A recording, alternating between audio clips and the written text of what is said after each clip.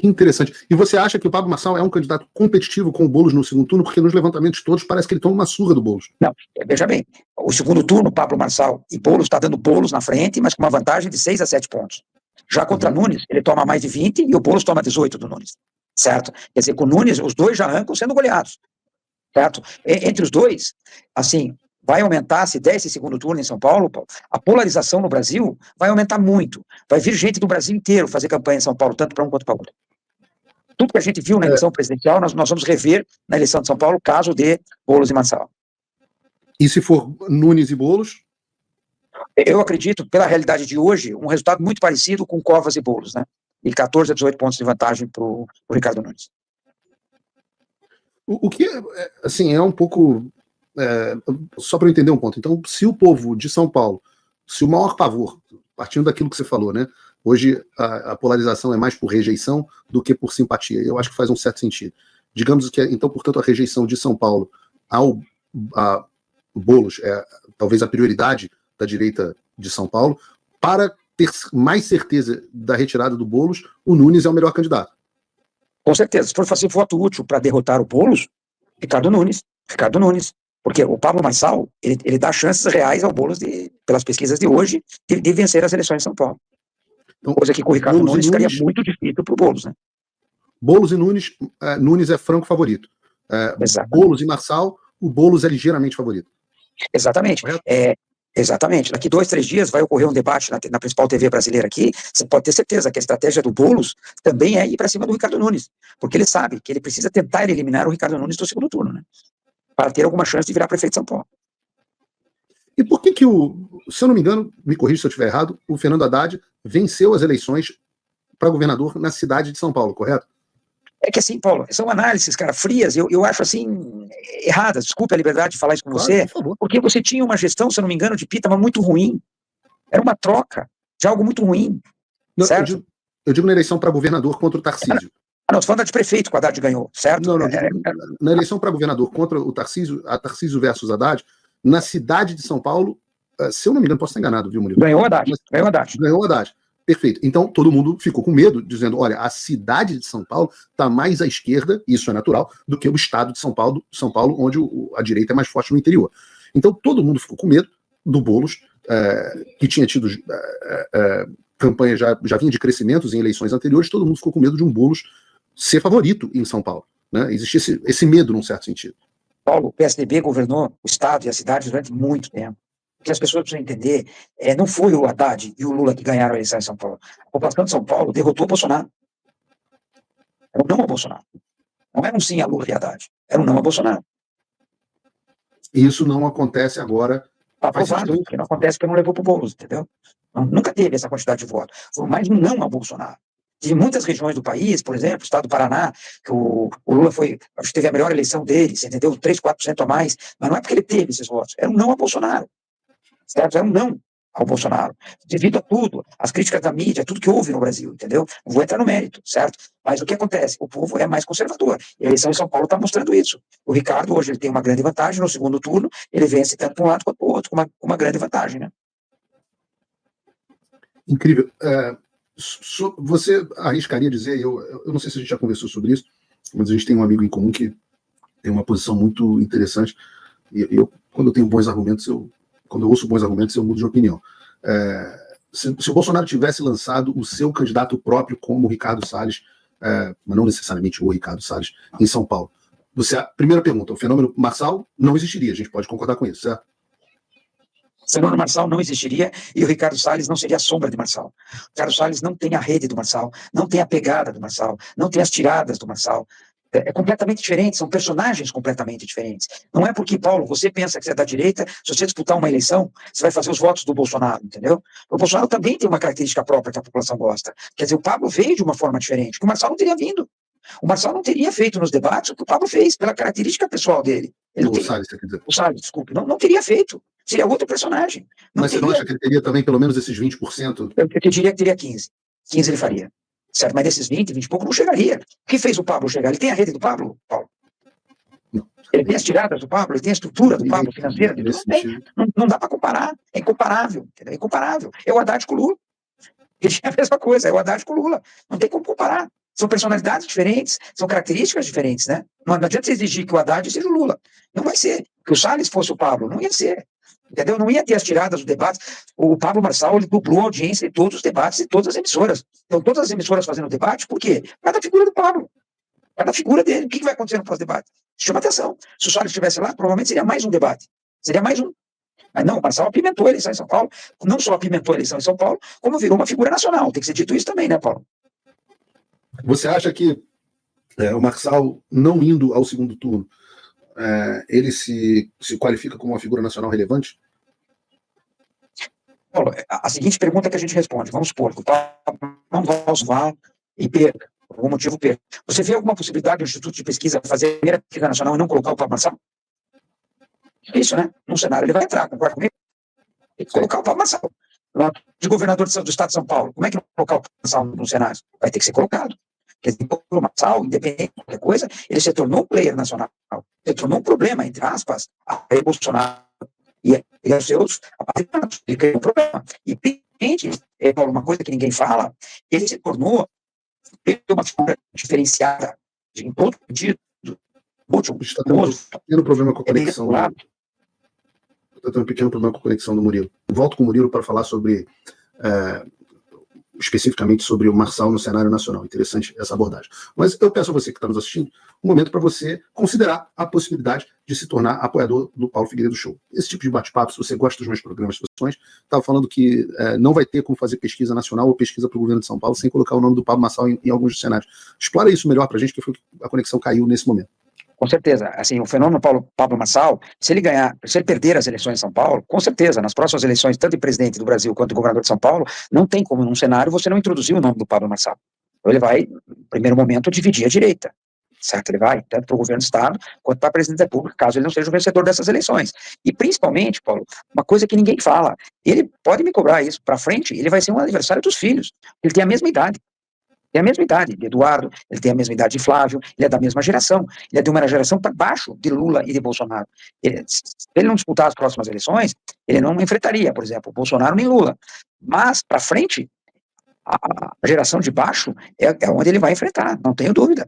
É uma divisão, porque ele vai querer chegar, ele tem potencial para isso, certo? Duvido que o Pablo Marçal pare nisso, certo? Eu acho que ele ganhando ou perdendo, ele vai continuar, certo? E principalmente se perder, os olhos dele disputar governo no Senado, o governo do Brasil ou o governo do Estado de São Paulo. Num desses casos, ele vai disputar um governo muito difícil ficar de fora das próximas eleições.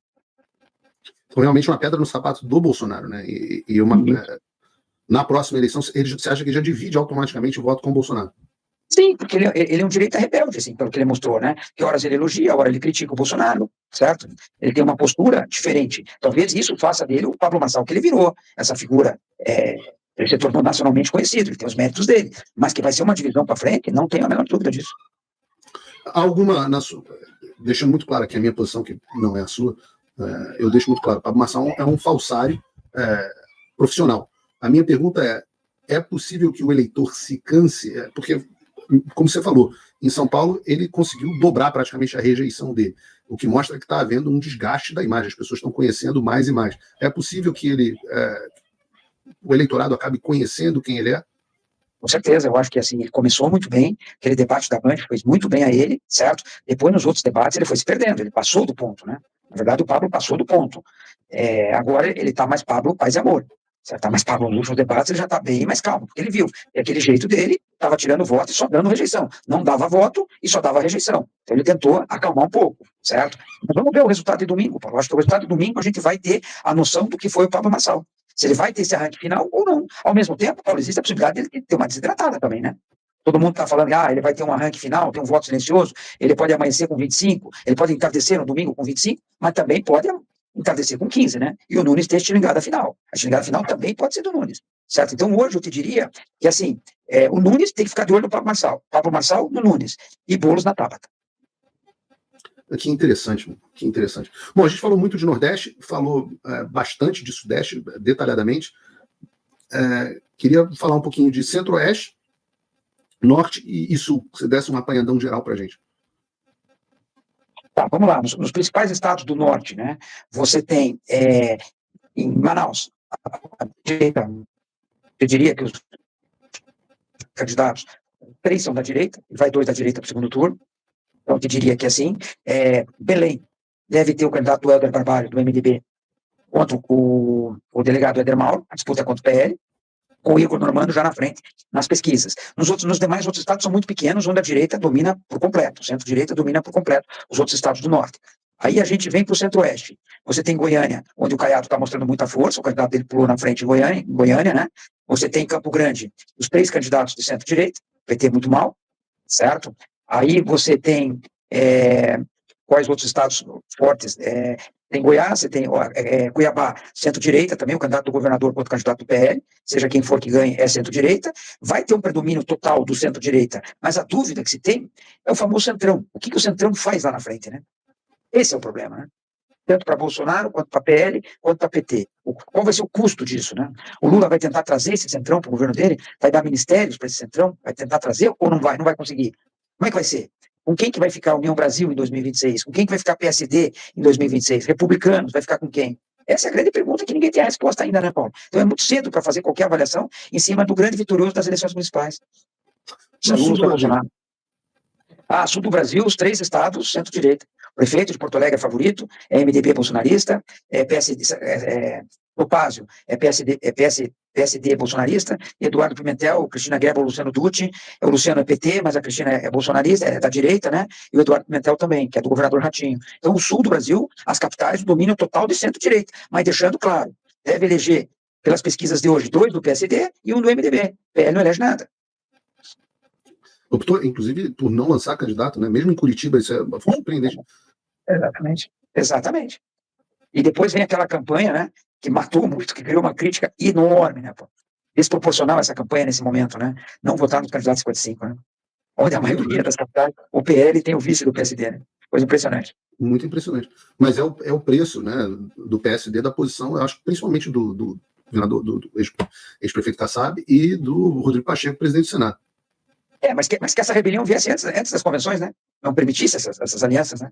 Agora, faltando 10 dias para as eleições, fazer essa campanha, judiou demais dos candidatos do PL, onde o PL tem o vice, né? E começou uma campanha para não votar neles mesmos, né? Começou, mas a população não tem fidelidade ao PL. O que a população quer é pressionar os políticos do PSD para que eles virem para o Pacheco e para o Kassab e falem: cara, vocês estão me ferrando. Eu vou ficar de fora da disputa por causa da posição de vocês para defender o Moraes. Pelo amor de Deus, sacrifiquem esse cara. Com certeza, eu não acho assim, eu só acho que o momento, certo, poderia ter sido bem antes para evitar essas alianças, né? Ou, certo, porque assim, muitos prefeitos, dá exemplos, Curitiba talvez tenha um segundo turno em cima dessa campanha. Pegou muito. E o vice é o Paulo Martins, você deve conhecer, um bolsonarista roxo, né? Certo? Como é que ele fica, né? Paulo é um amigo.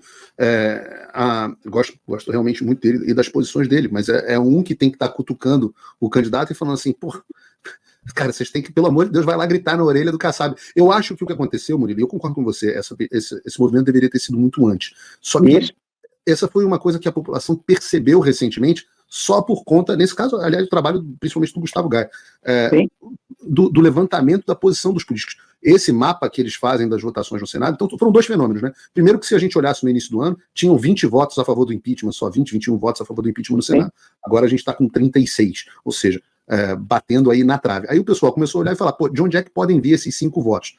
Pô, claramente o partido tem uma cobrança em cima do Ciro Nogueira também hoje em dia, mas principalmente olhar os acho que 10 ou 12 senadores que o PSD tem em cima do muro, não definidos, e cobrar esses senadores. E também a figura do Rodrigo Pacheco. Então, como o impeachment passou a se tornar algo tangível, que não era durante o início das alianças, a pressão em cima do PSD se tornou mais forte. Eu confesso a você, eu tenho, por mais que eu tenha amigos, inclusive candidatos, por mais que eu tenha muito medo do Boulos de São Paulo, e acho que o Ricardo Nunes é pelo menos a opção mais provável para vencer o Boulos em São Paulo, eu tenho simpatia por essa campanha contra o PSD. Eu acho que esse saco de gatos, que é um saco completamente amorfo e sem ideologia, que só faz a conta do cálculo eleitoral, está começando a sofrer as consequências do cálculo eleitoral. Então, tá apertando onde dói, né? Será que vale a pena para o partido continuar fazendo uma defesa ferrenha do Alexandre de Moraes? Eu acho que não. E também é uma boa amostra para o quanto que isso nas eleições para senador vai pesar. A eleição do Senado vai pesar muito, Paulo. É assim, se não acalmarem as coisas, não tenho dúvida, que a principal pauta da eleição do Senado vai ser essa. Não tenho a menor dúvida. Ou as coisas acalmam, vai ser a principal pauta. uma mudança muito grande, né? Acho que a gente vai ter uma mudança muito grande. Tá bom, Murilo, eu agradeço, acho que a gente bateu aqui 1 hora de papo, falamos do Brasil inteiro. Quer falar um pouco sobre o que você está vendo? 2 aspectos aqui para a gente encerrar, que eu acho que são válidos. Primeiro, falar das pequenas cidades do Brasil, se você tem algum termômetro para as pequenas cidades, que a gente falou muito de capital, mas não tanto das pequenas cidades, e se você quer falar um pouco sobre as eleições para os parlamentos, né, para as câmaras de vereadores. Olha, o que a gente vê? Nas pequenas cidades, o PL vai ganhar muito mais que o PT, muito mais que o PT. O PL nas pequenas cidades deve ser o grande vitorioso, se a gente analisar. Eu acho que aí o PL vai crescer muito nas pequenas cidades. O PT já nem tanto, mas o PL vai. O parlamento, com certeza, as câmaras de vereadores maciçamente será centro-direita, porque a maioria dos candidatos que vão ganhar são do centro-direita, então eles carregam a base, e no dia seguinte a base inteira é do prefeito. Tá? Eu não tenho a menor dúvida que as câmaras dos vereadores serão de centro-direita. Tá? E para concluir, a única coisa que foi ruim na eleição de São Paulo, isso sirva de exemplo, né? Nós tivemos eleições muito acirradas. Collor, Lula, se a gente for ver, o próprio PSDB, Aécio, Dilma, eleições muito equilibradas. Bolsonaro, Lula, certo? Teve a facada, é óbvio, certo? Mas pancadaria entre candidatos a gente nunca viu, né? Muita gente, eu acho que inaugurou cenas lamentáveis na política brasileira, né? E candidatos brigando fisicamente, certo? Isso é muito ruim, né? Isso não pode criar escola no Brasil, né? Certo? Isso não pode criar escola no Brasil. Eu sou menos crítico às coisas irem às vias de fato. Murilo, eu digo o seguinte, certas agressões verbais, o Jordan Peterson fala isso, toda vez que 2 homens estão conversando, eles sabem, você é assim também, toda vez que você está conversando com alguém, você sabe que tem certas linhas que você cruzar, a consequência vai ser um soco na cara, ou alguma coisa do tipo. Né? O homem sabe quando ele conversa. É por isso que o homem não discute com mulher. Porque o que vai acontecer? Você vai dar um soco na cara da mulher? Não vai.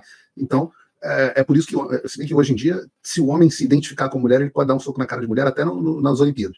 Mas, de um modo geral, no mundo normal, o homem, ele quando discute com outro homem, ele sabe que uma linha não pode ser cruzada. E isso é saudável, é da gente desde das organizações tribais, né? Porque a gente respeita. A conversa de um homem com outro homem, em geral, é respeitosa por saber dessa consequência. Então, eu tive uma posição totalmente diferente, inclusive das pessoas da direita todas. Eu não vou dizer que defendo a cadeirada que o Pablo Marçal recebeu, não acho que seja a melhor coisa para acontecer, mas se alguém chega ao ponto de virar para mim e falar sobre...